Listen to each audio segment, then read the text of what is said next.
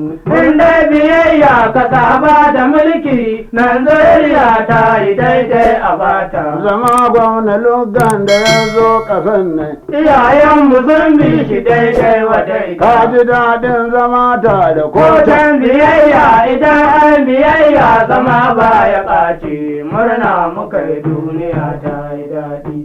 An ba mu mulkin mun gode Allah. A shekarar 1914 ne. Turawan mulkin mallaka na Birtaniya a ƙarƙashin sarkin Ingila George na biyar suka haɗe sassan arewaci da kudancin Najeriya suka zama ƙasa ɗaya dunkulalliya suka kuma sanya mata suna Najeriya. A wannan lokaci yankunan arewa da kudu na ƙarƙashin mulkin gwamnonin mulkin mallaka ne na Birtaniya. Waɗannan gwamnoni sun gudanar da mulki ne ta hanyar amfani da sarakunan gargajiya inda kuma babu suka ƙirƙiro. Sun kuma yi haka ne don sauƙaƙawa kansu da kuma samun goyon bayan talakawan waɗannan yankuna. Da tafiya ta tafiya sai aka fara sanya 'yan ƙasa da suka yi ilimi cikin harkar gudanar da gwamnati.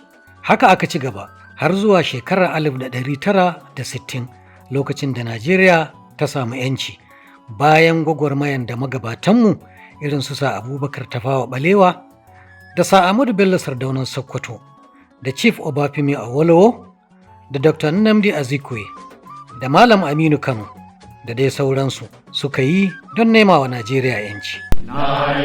Nigeria, we hail thee, our own dear native land. Though tribe and tongue may differ, in brotherhood we stand. Nigeria,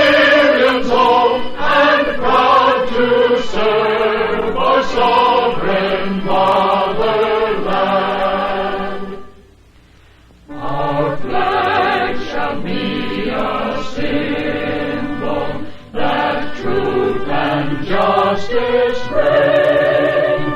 In peace or battle honored, and this we count as gain. To our children, a banner without stain. O God of all creation, grant this our one request.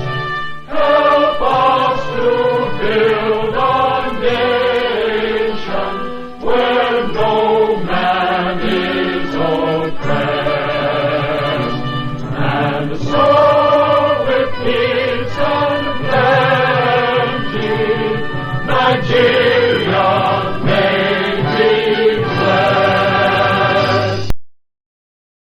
A ranar 1 ga watan Oktoba na shekarar 1960, wato ranar 'yancin kan Najeriya, an gudanar da bukukuwa da shagulgula masu ƙayatarwa a sassa daban-daban na Najeriya. Manyan sarakan ƙasa sun halatta. Mu yi addu'a inda Allah ta'ala, Allah ya tashe mu tutar Muhammad. Amma Muhammad na birnin Madina, murna muka yi duniya ta yi daɗi. An ba mu mulkin mun gode Allah. Ka ji kowa ka jan wanda ya fi shi ƙarfi, shi ne ga ya ɗauri babbar dibara da bai kama hanyar zaman zamani ba. Mutum ne da wayan shiga hankali ne, haukan shi bai shi bin zamani ba, malam sanin naka ya zan da banza.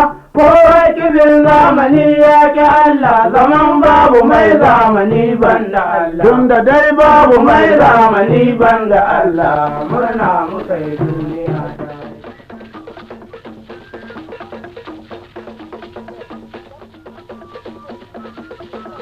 A wannan lokaci, Gimbiya Alexandra ta wakilci sarauniyar Ingila Elizabeth a wajen waɗannan bukukuwa, abin dai sai wanda ya gani. An ba mu mulkin mun gode Allah. Babban waziri na Najeriya. Gayyana Eko ya shirya kayan sarauta, muka yi duniya ta yi daɗi. An ba mu mulkin mun gode Allah. Da biremiya ga faramin minista Da ku manya-manyan sarakan ƙasar nan, Kun kokari wanda kowa ka murna na amso iyaucin mutanen ƙasan nan. Murna muka yi duniya ta yi daɗi. An ba mu mulkin mun gode Allah. Mai addu'a inda manyan sarakai, amma mu fara da sarkin garinmu, Usmanu ɗan son baji kan gidaɗo. Usmanu ɗan son bagayyar ka Allah, an ce da ni za ku taro Kaduna.